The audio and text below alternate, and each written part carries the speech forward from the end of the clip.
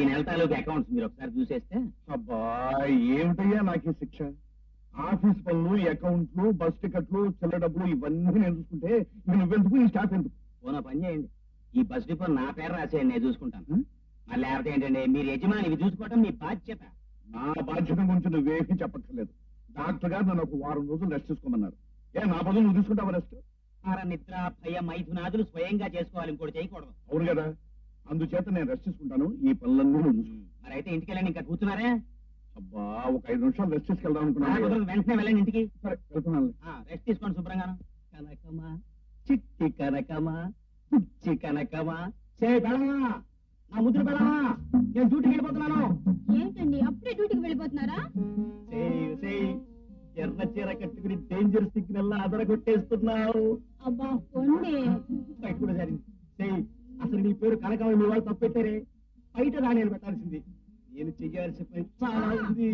ఏమిటండి వేళ పడ లేకుండాను? ఎలా పడేది? నిన్ను ముట్టుకోవడానికి, ముద్దెట్టుకోవడానికి ఒక పర్మిషన్ తీసుకోవాలా?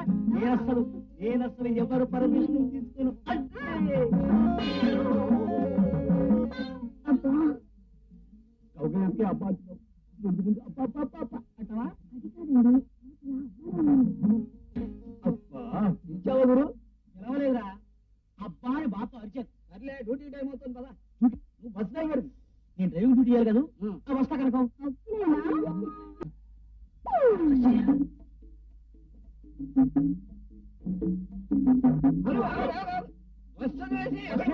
అవసరమైతే విమానానికి రాపుతాను. అవతల మావిడ ఆత్మ వెళ్తాను చూడు. ఆవిడ మీ ఆవిడైనా నమ్మకం ఏంటి? మావిడైనా పొద్దున ఎర్రచీర కట్టుకుంది అంటే ఎర్రచీర ఆవిడ ఎర్రచేరుకుంది. మావిడికి ఎంత అందంగా ఎదుగుతుంది. ఎర్రచీర కూడా అవసరంగా పొరపడ్డాను. అది ఎర్రచీర ఉపయోగపడదు అనొచ్చు, కానీ వాళ్ళ ఆయన మన ఇద్దరిని గొయ్యి తీసుకొని పెట్టేస్తాడు. అంతేనంటావా? సరే పద అక్కడికి బస్సు. ఇప్పుడైనా మధ్య వరకు లేకుండా సరే. ఇది నా కూర్చుని నా ఇంట్లో నా కూర్చోలో నాకనే కూర్చోండి. నేనెవరో చెప్పుకోవచ్చుతాం. అక్కడ లేకపోతే ఇక్కడికి వచ్చారా? నువ్వు ఎక్కడుంటే నేను అక్కడే.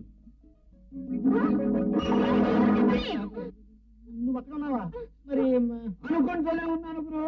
అది ఇంట్లో లేకపోయేసరికి ఎక్కడికే వచ్చుంటుందని నువ్వు కొంత ముంచుతావని అనుకుంటూనే ఉన్నాను. ఏమిటయ్యా నా ఇంట్లో మామిడి ఉంటున్నాను, నాకేం తెలుసు? ఏమిటి సిగ్గు లేకపోతే సరే, ఇంటికి ఎవరైనా వస్తారు బుక్కలు వెళ్ళాలి, కళ్ళు మీడాలను వచ్చావు. మా గురువు మధ్య మరి పోయే వరకు నువ్వు ఈ కొంపలు అడిగట్టడానికి లేదు. మా ఉద్యోగాలే వదిలేశాను. కొంపలు కదా. అత్తయ్య గారు మీ ఆయన భలే చిరిపోరండి. వెనక నుంచి కళ్ళు జరిగిందేదో మా అద్భుతంలాగా ఊరంతా సాటిపోయాలా? ఉండండి కాసేపు. చాలండి సంబరం. For more updates, like, comment, subscribe to our channel. Hey darlings, గంటని click చేయడం మర్చిపోకండి.